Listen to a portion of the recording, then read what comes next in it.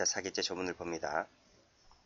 자, 사람을 기망하여 기망 밑줄 그시고 이 기망이 사기죄의 착수가 됩니다. 그리고 사기죄는요, 이 기망의 상대방인 사람입니다. 사람을 기망했을 때 사기죄가 되는 것이고, 기망의 상대방인 사람이 아닌 뭐 기계라든지 뭐 자판기라든지 그러면 사기죄는 될 수가 없어요. 그래서 기망의 상대방은 사람이어야 한다는 것도 알아두시고, 자, 그 다음 재물동그라미, 이익동그라미, 그리고 객체는 재물이자 이득이죠. 자, 취득했을 때 밑줄 그시고 기수가 됩니다. 조문을 아무리 읽어봐도 자, CF하시고 재산상 손해 발생은 조문에 없죠. 그래서 재산상 손해 발생은 사기죄의 요건이 되지를 않는다. X. 자, 그 점에서 뒤에서 배우는 배임죄와 차이가 있다는 것을 좀 알아두시고요. 자, 조문에는 이게 단데 조문에 나와 있지 않은 것도 있습니다. 자, 그것을 노트를 통해서 한번 보도록 하겠습니다. 자, 노트를 보시면 자, 제가 다시 한번 드릴게요. 자, 여기 A라는 사람이 있어요. 사기꾼입니다. 그리고 B라는 상대방이 있죠. 사람입니다. A가 B를 기망한다, 속인다는 거죠. 이때 속일 때 방금 말씀드렸던 사기죄가 시작된 거고요. 즉 착수가 있습니다. 그러면 B는 A로부터 기망을 당한 것이기 때문에 착오를 불러일으키겠죠. 착오를 불러일으키고 그리고 나서 일정한 뭐 금전이라든지 등기라든지 해줄 겁니다. 그걸 처분행위를 했다는 거예요. 처분행위를 했다. 그리고 이 A가 뭐 금전을 받거나 등기를 받거나 하게 되면 취득을 하게 되죠. 취득은 법조문에 나와 있었죠. 취득하게 되면 사기죄는 기수가 됩니다. 그러면 법조문에 없었던 것이 뭐가 있습니까? 여기 착오라는 부분, 처분행위라는 부분, 이런 부분들은 법조문에 없지만 법조문에 숨어있는 의미가 있는 것이죠. 자, 그래서 옆에 보면 일단은 기망행위가 있고 기망행위를 통해서 상대방은 착오를 불러일으키고 이 착오에 기하여 일정한 처분행위를 하고 그러면 A가 재물이든 이득이든 취득하겠죠. 그럼 여기서 사기죄는 끝나는 거예요. 그래서 1번에서 2번으로 건너올 때에 인과관계가 있어야 되는 것이고 2번에서 3번으로 건너올 때에 인과관계가 있어야 되는 것이고 3번에서 4번으로 건너갈 때에 각각 전부 다 인과관계가 있어야 됩니다. 사기죄는 결과범위이기 때문에요.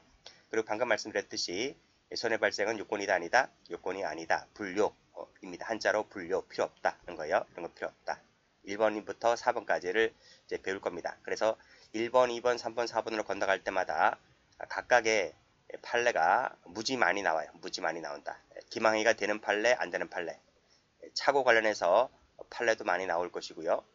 처분행위 관련해서도 판례 많이 나올 것이고요.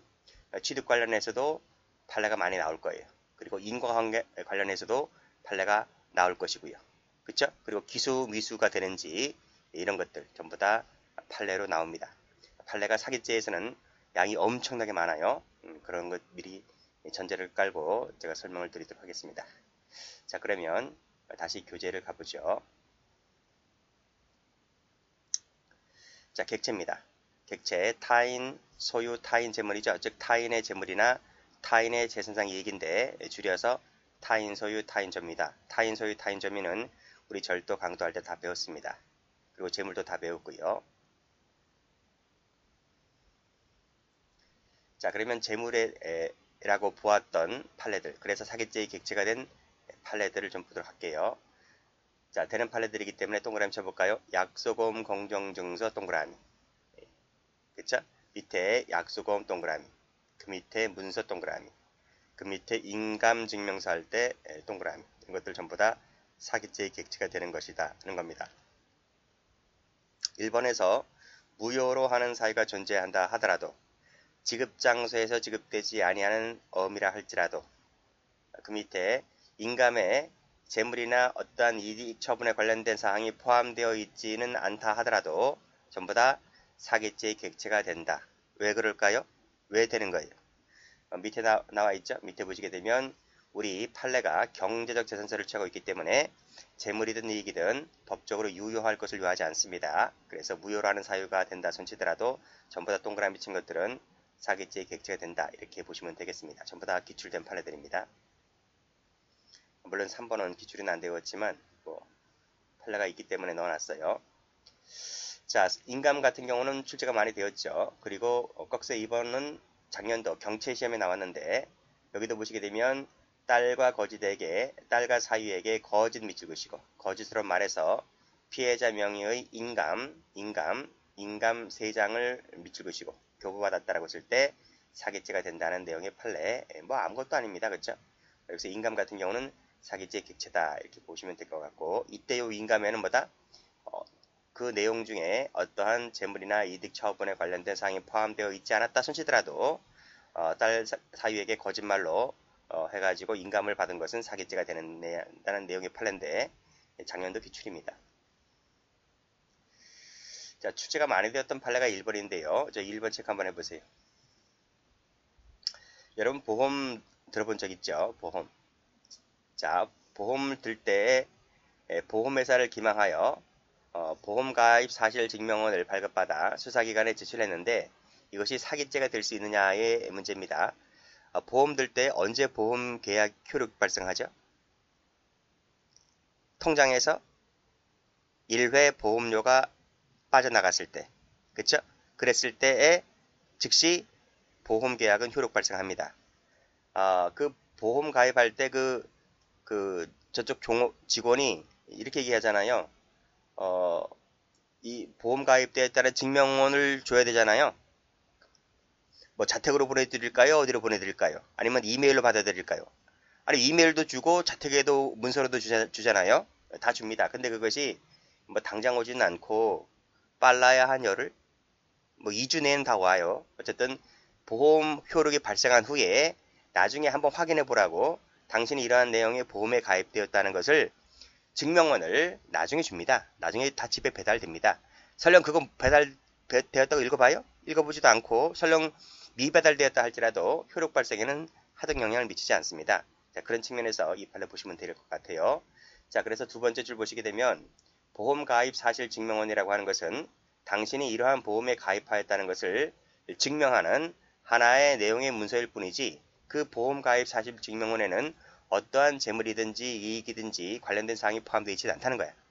그렇기 때문에 이 보험 가입 사실 증명원 자체가 보다 사기죄의 객체가 되지 않는다는 내용의 판례입니다. 그래서 증명원 세묻혀 볼게요. 증명원은 사기죄의 객체되지 않기 때문에 따라서 피고인이 보험회사를 기망하여 증명원을 발급받아 수사기관에 제출하도록 한 것은 사기죄 된다 안 된다?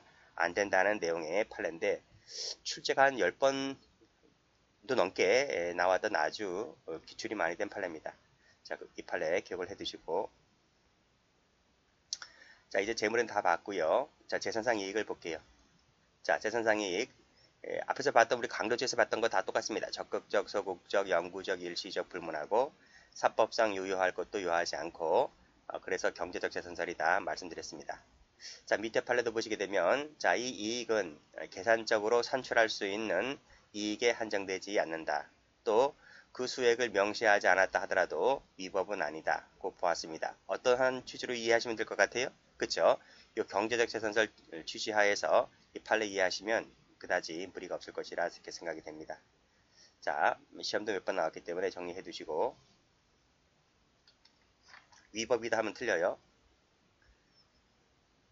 자, 다음 자, 재산상 이익이 되는 판례들 좀 볼게요. 자, 1번 판례 보시게 되면 권한 동그라미, 획득 동그라미, 권한 동그라미, 지위 동그라미 이런 것들도 객체가 된다. 사기죄의 객체가 된다는 내용의 판례이고 자, 비트코인 동그라미 치시고 비트코인은 재물이 아닙니다. 재산상 이익이다. 이익으로 본 판례입니다. 기출되었고요. 그 다음에 외형상 취득 동그라미, 외형상 동그라미 치시고 여기도 외형상 나와 있죠. 우리 강도죄 할 때 배웠죠. 그렇죠? 여기 보시게 되면 법적으로 무효라 하더라도 통정 허위 표시로서 무효라 하더라도 외형상 취득하게 되는 권리도 재산상 이익이 되는 것이기 때문에 사기죄의 객체다라는 내용의 판례입니다. 됐고 자, 밑에 4번 보시게 되면 채무이행을 연기받잖아요. 연기 동그라미. 연기받으면 연기받은 것만큼 어떤 이익을 누리잖아요. 이것도 사기죄 객체가 된다는 얘기입니다. 변제기를 늦춰준다. 늦춰준 것만큼 이익이잖아요. 연거권이 없는데 연거권이 있는 것처럼 가장하여 기망했다면 이것도 사기치는 거고요. 자, 허언, 거짓말이죠. 거짓말에 기망돼 속아서 연대채무를 부담하겠다. 연대채무 동그라미 치시고. 그래서 200만 원을 당시 82년도인데 200만 원이면 집 한 채 값입니다. 200만 원을 빌릴 수 있었다면 이것도 사기다는 내용이고요. 자, 피해자를 기망해서 연대보증인으로 서명하겠죠. 연대보증 섰다는 겁니다. 보증 섰다. 이것도 사기가 된다는 내용의 판례들입니다. 그래서 연대채무, 연대보증인, 그 다음에 연기받는 거, 변제기를 늦추는 거 이런 것들 다 사기다. 이렇게 보시면 되겠습니다. 자, 재산상 이익이 아니라서 사기죄가 되지 않는 판례를 볼까요? 자, 1번, 2번, 3번이 전부 다 출제가 잘 되는 판례들입니다. 오히려 되는 판례보다는 안 되는 판례가 더 출제가 많이 됐어요. 자, 법원을 기망했다고 해서 전부 다 사기죄가 되는 것이 아닙니다. 부재자의 재산관리인으로 선임되었다. 선임세무 쳐봐요. 법원에서 선임되었다고 해가지고 당장 뭐 돈이 나오는 것도 아니잖아요. 그쵸? 그냥 재산관리인으로 된 것이기 때문에 이것만 갖고서는 사기죄가 될 수가 없다고 봤어요. 자, 그런 내용의 판례이고, 자, 위조된 약속어음을 진정한 약속어음인 것처럼 속여가지고 교부를 했는데 이 교부했다고 해서 다 사기죄가 되는 것이 아닙니다. 자, 위조된 약속어음을 교부했다. 이게 사기죄가 될까의 문제인데, 어음이 결제되어야 뭐뭐를 취득하는 것이죠. 그렇죠? 이 재물이든 이득이든 취득하는 것인데 어음이 결제가 되지 않았다면, 그렇죠? 결제되지 않았다 세무치시고, 그러면 내가 어떠한 재물이든지 이득이든지 취득한 것이 아니고, 반대로 그러면 소멸된 것이 아니죠. 물품 대금 재무가 소멸된 것이 아니기 때문에 사기죄가 되지 않는다는 내용의 판례입니다. 이 판례도 출제가 많이 되었던 판례입니다. 자, 1번, 2번만큼은 많이 출제되지 않았지만 3번도 뭐 최근에도 출제가 된 적이 있습니다. 자, 자기 채권자에 대한 채무 이행으로 채권을 양도했는데 이제 이게 사기쳐서 이제 사람을 기망해서 채권을 양도한 거거든요. 그런데 위 채권이 존재를 하지 않아요. 존재를 하지 않는다면 물품 채권 채무 관계는 소멸되는 것이 아니기 때문에 따라서 사기죄가 되지 않는다는 내용인데요. 이 판례 제가 한번 사례를 갖고 설명드려 볼게요. 자, A라는 사람이 있고 갑이라는 사람이 있어요. 갑은 건축업자입니다. 건축업자. 그래서 A에게 집을 한 채를 지어줬어요. 주택을 건설해 주었다. 그래서 이 사람은 새 집에 이제 살게 됐습니다. 집을 지어줬으니까 자기는 돈을 줘야 되겠죠. 그래서 집 지어준 가격 1억을 지급을 했습니다. 지급을 했기 때문에 A하고 갑은 더 이상 채권 채무 관계가 없는 거예요. 아시겠죠? 자, 그런데 이 갑이라는 사람이 누군가로부터 빚을 주고 있어. 건축업자다 보니까 뭐 자재를 갖다 써야 되겠고, 뭐 공사 직원 인부들 뭐 봉급 줘야 되니까 어서 돈을 끌어와야 되잖아요. 그렇죠? 그렇기 때문에 이 갑이라는 사람이 을에게 돈을 빌려 쓴 적이 있는데, 그래서 갑은 채권자가 되는, 을은 채권자가 되고요. 갑은 채무자가 됩니다. 채무자가 됩니다. 그래서 을이 갑에게 돈을 빌려줬다. 돈 빌려줬는데, 야, 너 돈 왜 안 갚아? 임마, 너 나한테 돈 빌려갔으면 돈 갚아야 될 거 아니야? 라고 해서 이 돈, 빚이죠, 빚. 빚을 독촉합니다. 빚 한 5천만 원 해볼까요? 5천만 원? 5천만 원을 독촉합니다. 자꾸 독촉하니까 이 갑이 뭐라 그래요? 갑이 줄게. 줄 테니까 가만히 있어. 그러니까 자꾸 우리 돈을 달라고 하니까 알았어. 내가 이 A라는 사람에게 집을 지어줬는데 너 내가 건축업자인지 다 알잖아. 그치? 그래가지고 내가 집을 지어줬는데 받을 돈이 있다. 1억. 받을 돈이 있으니까 원래 없죠. 채권 돈을 다 받았기 때문에 채권 채무 관계는 없어요. 그런데 갑이 기망하는 거야. 을에게 이렇게 기망하는 거야. 기망한다. 1번 기망한다. 자, 내가 A에게 받을 돈이 있는데 그 받은 돈을 받아서 내가 너한테 줄 테니까 좀만 기다려. 그러니까 을이 뭐라 그래요? 야, 이놈아, 내가 니한테 한두 번 속냐?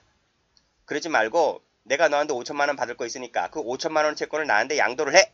라고 해서 알았어. 내가 너한테 양도해 줄게 라고 해서 이 갑이라는 사람이 A에 대한 채권이 없는데 채권이 있다라고 거짓말 했잖아요. 그 채권을 없는 채권을 을에게 양도를 합니다. 채권 일부죠. 그러니까 5천만 원에 대한 채권을 양도를 한다. 양도를 한다. 자, 그래서 양도를 받았으니까 이제 을이 나중에 찾아가겠죠. 이렇게 찾아갑니다. 찾아가가지고 야, 내가 갑으로부터 채권 5천만 원 양도받았으니까 너 나한테 돈 내놔 라고 해서 이 채권을 청구하죠. 채권 청구합니다. 청구하는데 뭐라 그래요? 뭔 개소리야. 뭔 개소리. 난 돈 다 줬는데. 예? 넌 돈 다 줬는데 무슨 나한테 돈 받으러 오냐? 라고 해가지고 그 돈 받았다라고 하는 그 확인서를 다 보여줍니다. 그러니까 을이 화가 나죠? 화가 납니다. 그래서 이 을이 또 따지니까 결국은 뭐야?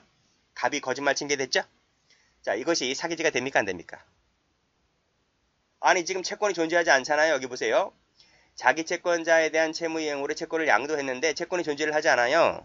그러면 갑이 그런 말을 거짓말을 했다고 해서 을이 갑에게 받아야 5천만 원이 사라집니까? 소멸됩니까? 안 됩니까? 소멸되지 않는 거예요. 그 다음날 또 가서 또 돈 달라고 하면 되는 거예요. 무슨 말인지 아시죠? 그래서 여기 보시게 되면 채권자에 대한 기존 채무 소멸되는 것이 아니다. 소멸되지 않기 때문에 채권 면탈 효과도 없는 것이다. 여전히 5천만 원 이 돈은 살아있다는 거야. 살아있다. 살아있기 때문에 사기지가 된다 안 된다? 안 된다 이런 말이에요. 안 된다. 아시겠죠? 자, 그런 취지로 이해하시면 되겠습니다. 자, 다음 판례입니다. 최신 판례인데 출제 가능성이 높아요. 별표를 치시고. 자, 읽어볼게요. 재물을 점유하면서 향유하는 요 사형수익권은 재물과는 전혀 별개의 재산상 이익에도 해당하지를 않는다는 겁니다. 자, 다시 말씀드리면 요 재물에 대한 사형수익권 있죠. 사형수익권 세무 칠게요. 이 사형수익권은 자, 가로 열고 이퀄. 자, 여기 밑에 사례가 나와 있는데 여기서 말하는 사형수익권이라고 하는 것은 임차인의 점유권을 말합니다.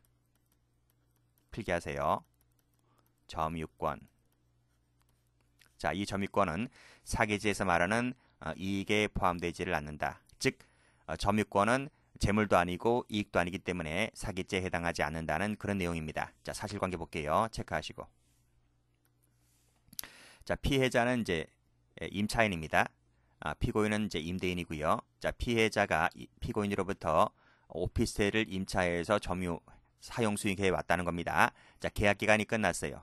계약 기간이 끝나다 보니 자, 예를 들면 1억에 오피스텔을 임차하고 사용 수익해 왔는데 계약 기간이 끝나면 이제 임대인은 그 보증금을 돌려줘야 되잖아요. 근데 1억 전액을 돌려줘야 되는데요. 절반밖에 없었어요. 그래 절반은 돌려주고 절반이 남아 있었던 거예요. 그래서 나머지 임차 보증금을 반환하겠다라고 그렇게 얘기를 하니까 이제 계약 기간은 끝났으니까요. 자, 임차인이 이제 방을 뺀 거야. 방을 빼지 말아야 되는데 원래 동시행 항변권이라는 것이 있습니다. 그래서 보증금을 전액 돌려받기 전까지는 방을 빼지 않아도 되는 거예요. 민법상. 그런데 피해자 B가 이 피고인의 말에 속아서 방을 뺀 거야. 그것이 바로 이 점유권입니다. 점유권을 이전했다는 말은 방을 뺐다는 거죠. 그리고 나머지는 돌려준다고 했으니까 그 말에 믿고 방을 뺀 것인데 결국 돌려받지 못했습니다. 그리고 방을 빼자마자 이 임대인은 이 방에 있는 비밀번호를 다 바꾸고 나서 이제 새로운 세입자를 들인 거야. 그리고 나머지 보증금은 여전히 소송이 진행 중임에도 불구하고 그 여전히 5천만 원에 대해서는 돌려주지 않았던 것이죠. 그래서 이 피해자가 이 피고인을 상대로 사기죄로 소송을 걸었던 사건인데 사기죄가 될 수 있느냐 그런 말입니다. 자, 이 사실관계를 다시 한번 정리를 한번 해보면 이건 요약을 해보면 이런 사건이죠. 자, 기망으로 따라 적으세요. 기망으로 자기 소유 재물입니다. 재물에 대한 타인의 점유를 이전받은 경우라고 볼 수가 있겠죠. 자, 이 오피스텔은 자기 거예요. 피해자 것이 아니고 자기 소유 재물을 대한 점유권을 돌려받은 거예요. 근데 그 수단이 기망이었다는 것입니다. 자, 땡땡 하시고, 자, 이것이 우리 저 재산죄 뒤에 나오는 권리행사 방해죄가 될 수 있을까? 또는 점유 강취죄로는 안 될까? 이런 말인데, 권리행사 방해죄는 행위수단이 취거, 은닉, 손괴 요 세 가지 행위수단에 제한이 되어 있습니다. 그런데 이것은 기망이었기 때문에 취거, 은닉, 손괴가 아니므로 권리행사 방해죄는 될 수가 없고요. 그럼 점유 강취죄는 될 수 있을까? 점유 강취죄는 행위수단이 강취입니다. 폭행 압박을 수단으로 하는 거죠. 근데 이건 기망이기 때문에 강취라고도 볼 수가 없는 것이죠. 그래서 요 두 개의 죄는 되지 않고 사기죄로는 그래서 사기죄로 간 것 같아요. 사기죄로 될 수 있을까의 문제인데 지금 이 오피스텔은 피고인 거잖아요. 이 피해자 것이 아니죠. 오피스텔을 뺏은 기망으로 오피스텔 자체를 뺏은 건 아닙니다. 오피스텔 자체를 뺏은 것은 아니기 때문에 재물로는 보지 않는 거죠. 그렇죠? 다만 이 사람이 뺏은 것은 점유권을 뺏은 거예요. 점유권을 뺏었는데 그 점유권이 바로 재산상 이익이 될 수 있느냐의 문제인데 1심하고 2심에서는 이것을 재산상 이익으로 봤습니다. 그래서 사기죄 성립을 인정했는데 대법원에서는 아니다. 이건 사기죄에서 말하는 재산상 이익도 안 된다고 했습니다. 그래서 사기죄로도 안 된다. 이렇게 본 거죠. 뚜렷한 이유 근거는 제시하고 있지 않아요. 대법원에서. 그래서 사형수익권은 재산상 이익도 아니다. 이거 점유권 색깔 칠할게요. 점유권도 사형수익권이죠. 이것도 재산상 이익이 아니기 때문에 사기죄는 될 수가 없고 그럼 피해자는 어떤 방법으로 5천만 원 해당되는 보증금을 돌려받을 수밖에 없나요? 형사로는 안 됩니다. 여기 점유강취죄, 권리행사 방해죄, 사기죄로도 안 되기 때문에 그래서 사기죄로 형법상으로 형사상으로 콩밥을 먹일 수는 없는 것이고 다만 5천만 원 돌려받아야 되니까요. 그 부분은 이제 민사소송을 통해서 받을 수밖에 없는 거예요. 근데 민사소송은 오래 걸리죠. 오래 걸리다 하더라도 민사소송을 다시 제기해서 어쨌든 민사소송에서 승소를 하면 뭐 전부 다 계약서상에 전부 다 보증금 다 돌려받고 주고 한 부분이 남아있기 때문에 그래서 민사소송에서 이제 일단 1심에서 승소를 하게 되면 지연이자가 셉니다. 지연이자가 20% 정도 부과가 되기 때문에 그렇게 해서 강제를 해서 어쨌든 받아낼 수밖에 없는 것이죠. 어쨌든 형사상으로는 안 됩니다. 그래서 출제 가능성 높아요. 사형수익권은 재산상 이익이 아니기 때문에 여기 오피셜 점유권을 이전받은 경우는 이것도 재산상 이익이 아니기 때문에 사기죄가 되지 않는다는 판례. 아주 중요한 판례입니다.